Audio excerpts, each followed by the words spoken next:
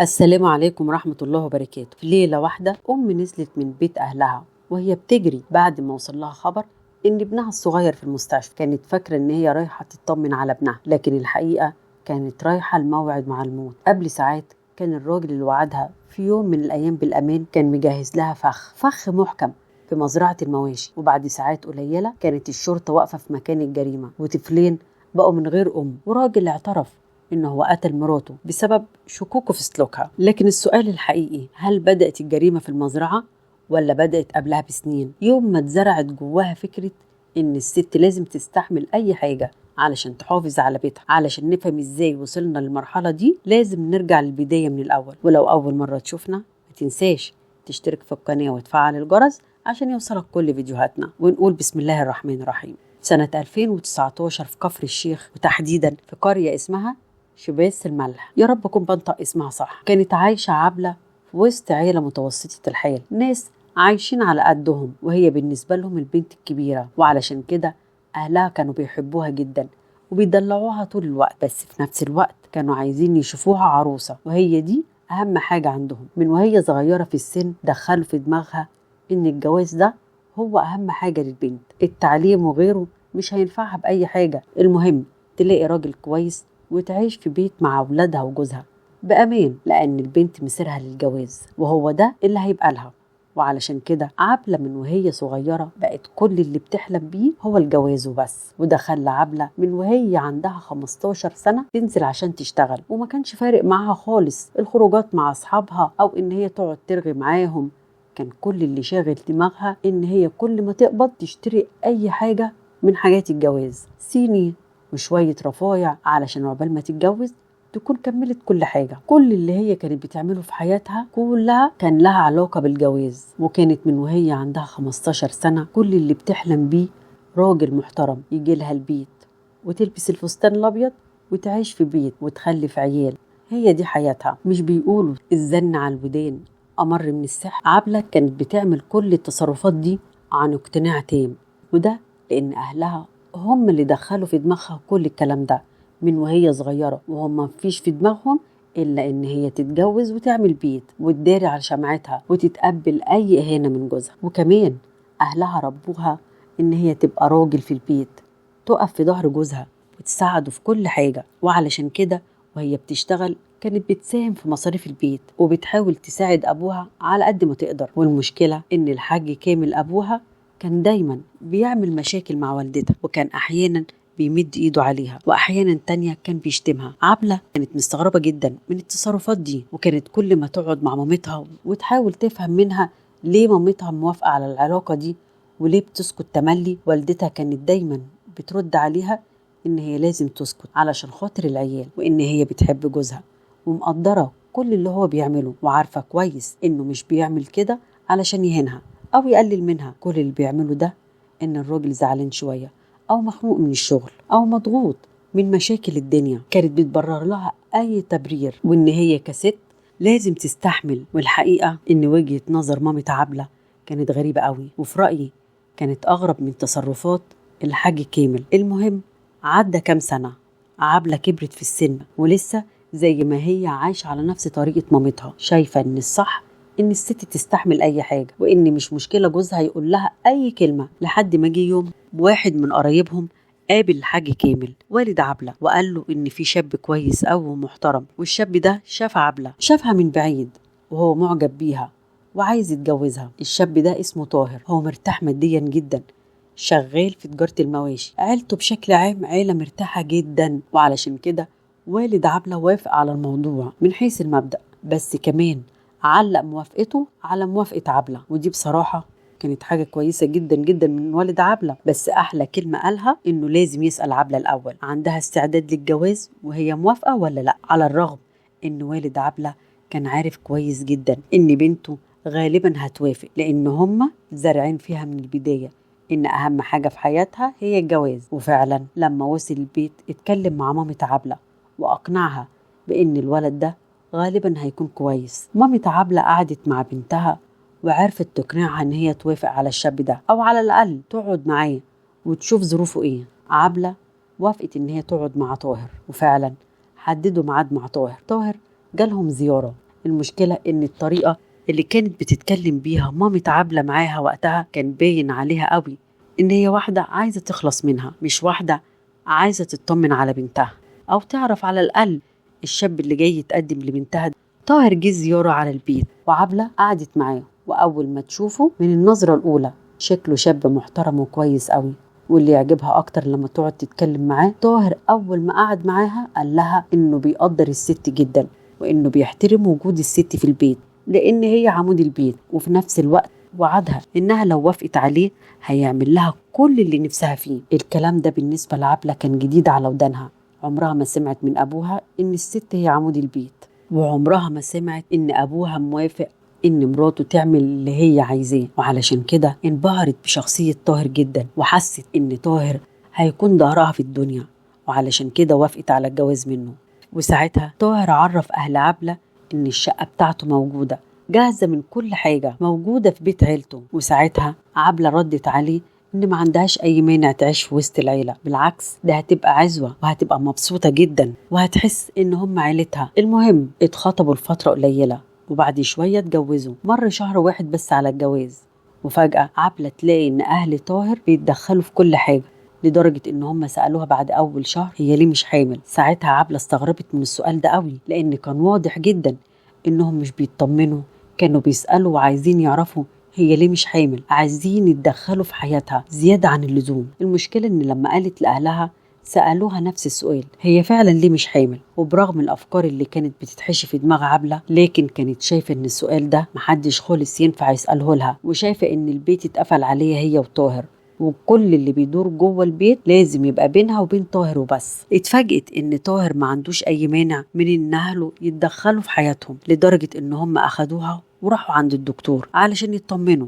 وساعتها الدكتور قال لهم بمنتهى البساطة انتوا متجوزين بقالكم اقل من شهر، يعني ده طبيعي. مر كام شهر وعبلة بقت حامل، وبعد شوية خلفوا اول ولد، والحياة ما بين عبلة وبين طاهر تستقر وتهدى تماما. وبعد سنة كمان تبقى حامل للمرة التانية وخلفت بنت، الحياة تبقى مستقرة أكتر من الأول بكتير.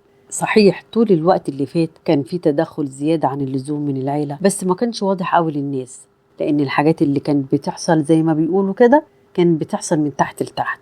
بعد شوية بدأت شخصية طاهر الحقيقية تظهر للنور، أو تحديدا تظهر لعبلة، لأنه بقى يسألها أسئلة غريبة قوي وبقى يفتش وراها بطريقة غريبة جدا. والمشكلة إن الشخصية دي ظهرت بعد سنين من الجواز. طاهر كان بيقعد معاها باستمرار يسألها هل كان ليها علاقات قبل ما تعرفه ولا لا، هل بتكلم حد على التليفون دلوقتي ولا لا، مع إنه عارف عبلة من قبل الجواز إن ملهاش أي تجارب، وعارف كمان إن هي طالعة من بيت محترم، والأهم إن البنت محترمة جدا. إيه اللي يوصلك إنك تفكر تفكير زي ده في واحدة محترمة بالشكل ده؟ عبلة طبعا زعلت جدا من اللي حصل، بس كل اللي فكرت فيه إنه وارد يكون مضغوط شوية في الشغل، وعلشان كده عملت نفس اللي كانت والدتها بتعمله زمان، سكتت، لأن هي عمود البيت وإن هي لازم تحافظ على البيت. ومش بس كده، عبلة بدأت تغلط نفسها، لأنها قالت لنفسها إنها من ساعة ما خلفت وهي مقصرة في حق جوزها، وارد جدا بسبب تقصيرها معاه يكون بدأ يزعل منها أو بدأ يشك فيها إن في حد في حياتها. فكرة إنك تحاولي تقنعي نفسك إن الغلط من عندك انتي ده مشكلة كبيرة. واحدة مركزة في البيت وفي الولاد وبتعمل اللي عليها على قد ما تقدر، ومع ذلك بيتشك فيها. وفي وسط ما عبلة كانت بتفكر في كده، كان برضو بيجيلها تفكير عندها حق فيه، إنها شايلة المسؤولية كلها وشايلة كل حاجة ومش محملاه أي هم في البيت، ومع ذلك بيشك فيها. بس كانت مقررة إن كل الكلام ده يفضل جواها وما تقولوش خالص لجوزها، وده لأن عبلة اتربت من زمان إن الراجل صح في كل حاجة. بس واضح كمان إن طاهر اتربى على الأنانية، أهم حاجة هو بس. وفعلا طاهر بمجرد ما لقى إن مراته بعدت شوية وانشغلت عنه بالولاد، أول حاجة فكر فيها إن هي بتخونه، لدرجة إنه بقى يمسك التليفون بتاعها ويفتشه قدامها، وبعد ما يخلص تفتيش وما يلاقيش أي حاجة يروح يبوس راسها ويعتذر لها عن اللي عمله ده. وللأسف عبلة في الوقت ده كانت بتقنع نفسها إن كل التصرفات دي بسبب الغيرة، وإن جوزها بيحبها. والمشكلة إن طاهر بعد ما كان بيعمل كده ويعتذر لها يقعد يومين كويس ويرجع تاني يعمل نفس التصرفات. واضح إن في حاجة كانت مسيطرة على دماغه، او ان في حد عمال بيحشي دماغه بافكار هي اللي مخليه يتصرف كده. ومن كتر تصرفات طاهر الغلط بدأت عبلة تفكر ان الغلط المرة دي عندها هي، لان هي اللي سكتت من الاول على تصرفات طاهر وبدأت تتخانق معاه وطلبت منه انه لازم يطلقها وانها هتروح على بيت اهلها. والحاجة الحلوة هنا ان عبلة لما راحت على بيت اهلها وحكت لهم على كل اللي بيحصل وقفوا معاها ووقفوا في صفها ورفضوا ان هي ترجع تاني لطاهر الا لما جوزها يجي ويعتذر لها ويعرف ان اللي بيعمله ده عدم ثقة بالنفس وعدم احترام لنفسه. وبالفعل طاهر راح لهم زيارة، قالوا له ان هي هتقعد عندهم يومين لحد ما يعرف قيمتها. فيخرج طاهر من بيت اهل عبلة ويروح على بيت اهله ويقعد معاهم ويحكي لهم على كل اللي حصل. بس المشكلة كان في رد فعل اهله قالوا له انت من حقك تشك في اي حاجة، وان من حقه كمان يعمل اللي هو عايزه لانه بيغير عليها. واضح كده ان اهلها عارفين حاجة، علشان كده طلبوا ان البنت تقعد عندهم يومين علشان تكلم الراجل اللي بتعرفه على مزاجها. وقالوا له كمان ان هو من حقه يعمل اي حاجة طالما بيغير على مراته، من حقه يتصرف اي تصرف. واكدوا عليه ان التصرفات اللي بيعملها دي اسمها غيرة، ما اسمهاش خالص شك او عدم ثقة بالنفس. طاهر سابها كام يوم في بيت اهلها، بس بعد كده راح لها زيارة واعتذر لها قدام اهلها ووعدها كمان انه مش هيعمل كده تاني. وفعلا عبلة ترجع على البيت على اعتبار ان هي عايزة تحافظ عليه ومش عايزة تهدي البيت اللي بنته. عدى شهرين واهل عبلة الساعة 4 الفجر يصحوا على خبط على الباب. فتحوا الباب لقوا عبلة واقفة، واضح قوي عليها ان هي مضروبة، عمالة تعيط ووشها كله كدمات وبيجيب دم كمان. وبدأت تحكي لأهلها اللي حصل من طاهر، وقالت لهم طاهر رجع تاني يشك فيها ويعمل معاها مشاكل. بس في اليوم ده عبلة رفضت كل الكلام وبقت تتخانق معاه. يقوم طاهر يعمل ايه؟ يزود الموضوع ويمد ايده عليها ويضربها. وساعتها عبلة ما عرفتش تتصرف ازاي، وكل اللي عملته فتحت باب البيت وجريت على بيت اهلها. في الظروف اللي زي دي وبعد اللي حصل من طاهر لعبلة الطبيعي انه كل واحد يروح لحاله طالما المرحلة وصلت لكده، شك وضرب وإهانة. والحقيقة ان اهل عبلة اتصرفوا صح جدا وسمعوا من عبلة كلام جديد لأول مرة يسمعوه، زي انه كان بيطلب منها ان هي تنزل تشتغل معاه في مزرعة المواشي بتاعته، واحيانا كمان كان بيطلب منها ان هي ما تنزلش من البيت خالص، حتى ما تفتحش الشبابيك. الراجل غيران عليها زيادة عن اللزوم، بس عنده كمية شك مش طبيعية وعنده تأكيد من جواه ان عبلة بتعرف حد عليه. ساعتها ابوها وامها يقولوا لها ان من حقها تطلب الطلاق وهم هيساعدوها على القرار ده وهيقفوا جنبها في كل حاجة. ويتفاجئوا ان تاني يوم عبلة راجعة البيت علشان خاطر ولادها، بس المرة دي قبل ما تدخل شقتها راحت على مامة طاهر وحكت لها على كل حاجة على اعتبار ان هي مامة جوزها زي مامتها بالظبط، واكيد ان هي لما تسمعها هتأثر على ابنها. عبلة كانت عايزة الموضوع يمشي بهدوء، بس المشكلة ان هي بعد ما خلصت كل الكلام كل شكوتها لحماتها اتفاجئت برد حماتها ان هما مالهمش دعوة خالص بين اللي بينها وبين جوزها، انتم احرار فيه وفي نفس الوقت جوزك من حقه يعمل اللي هو عايزه. ساعتها عبلة عرفت ان هي مش هتستفيد اي حاجة من القعدة دي، وعرفت كمان ان هي غلطانة ان هي راحت لحماتها، وعرفت ان هي غلطانة اكتر واكتر ان هي سابت بيت اهلها. حاولت ترجع بيت جوزها، وبعد كام يوم عبلة ترجع تاني لبيت اهلها وتقعد معاهم وتقول لهم ان هي خلاص عايزة تتطلق ومش مشكلة عندها الولاد، علشان بس طاهر ما يفكرش ان الولاد دول ورقة ضغط عليه. يعني لو طاهر عايز يطلق وياخد الولاد ما عندهاش اي مانع. لما الموضوع يوصل لمرحلة ان ام تستغنى عن ولادها، يعني معنى كده شافت المر وشافت اللي محدش خالص شافه في الدنيا. عبلة كمان كانت مستعدية تتنازل عن المؤخر وتتنازل عن النفقة، مش عايزة منه اي حاجة، وهتطلع بشنطة هدومها بس. المشكلة ان طاهر في الوقت ده حس ان هو اتفضح قدام اهل مراته. طب يا سيدي فكر بهدوء وحاول تحل المشكلة اللي بينك وبين مراتك بهدوء وتلم الدنيا. بس كل اللي طاهر فكر فيه ازاي ينتقم منها. خياله المريض خلاه يقتنع ان اهلها عايزينها تتطلق علشان تتجوز الراجل اللي هي تعرفه. والسبب اللي خلاه يفكر كده ان هي قالت له مش فارق معاها العيال. ما كانش فاهم ان الهدف من الطلب ده ان الولاد ما يبقوش ورقة ضغط على عبلة. ومعنى ان الام توصل للمرحلة دي ان هي تطلب الطلاق وتتنازل عن الولاد وتتنازل عن حقوقها، ان الموضوع كان كبير قوي. طاهر ساب عبلة في بيت اهلها لمدة 40 يوم.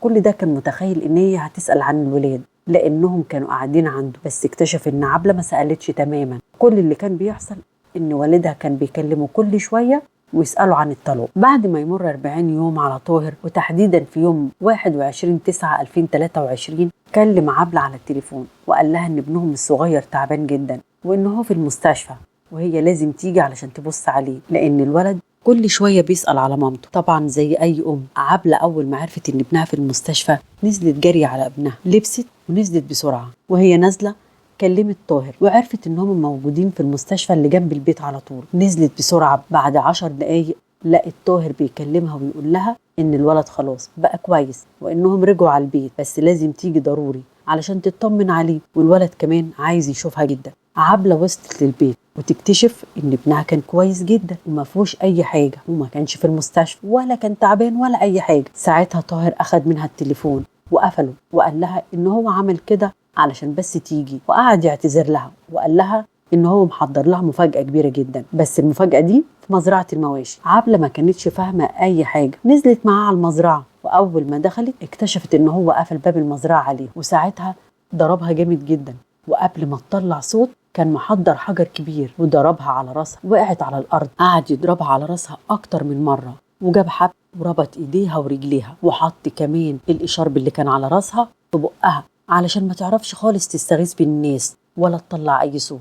وقعد يضربها ضرب جامد جدا، ومسك حبل تاني وخنقها بيه. وبعد ما ماتت قعد جنبها عادي جدا لحد ما اتاكد ان هي ماتت، وبعدها فضل قاعد جنب الجثه مش عارف يقول ايه لاهلها ولا حتى الاهل. بعد ما خلص عليها طلع بسرعه على بيت اهله، وهدومه كانت كلها دم. ساعتها قال لاهله ان هو قتل عبلة. اهله اتصدموا من اللي سمعوه، اتصلوا بسرعه رجال الامن اللي وصلوا في الحال وتم القبض على طاهر. واتحركت قوه من رجال الامن على مزرعه طاهر ونقلوا جثه عبلة للطب الشرعي. طاهر في التحقيقات بيقول ان اهل عبلة هم السبب في كل اللي حصل، وانه كان واخد قرار انه بعد ما يخلص على عبلة ان هو هيطلع عليهم في البيت ويخلص عليهم واحد واحد. وقال انه قرر ينتقم من عبلة علشان فضحته قدام عيلتها. هو مش شايف فيها حاجه ان هو لما يضربها ولا يشتمها ان هي تروح لبيت اهلها وتغضب بالكام يوم. هو شايف ان ده حاجه عاديه، وان الراجل ممكن يضرب ويشتم براحته. وبعد ما تخلص التحقيقات قدم المحاكمه واتحكم عليه بالاعدام. عبلة قعدت طول حياتها بتحلم ان هي تعمل بيت واسره وولاد، ما كانتش عارفه ان نهايتها هتبقى كده. العلاقه الزوجيه المبنيه على الود والاحترام لو حاجه منهم اتشالت تبقى العلاقه دي مش نافعه خالص. في الاخر بعد ما التحريات خلصت طاهر عرف ان مراته دي ست محترمه جدا. ايه بقى اللي استفاده من اللي عمله ده غير انه شك في واحده ملهاش اي ذنب، وانه يتم ولاده؟ ربنا يرحم عبلة ويصبر اهلها. الشك مرض خطير جدا، لازم عبلة كانت طلق من اول يوم هو شك فيها. ودي كانت قصتنا النهارده. يا ريت لو عجبتكم ما تنسوش تشتركوا في القناه وتفعلوا الجرس عشان يوصل لكم كل فيديوهات. والسلام عليكم ورحمه الله وبركاته.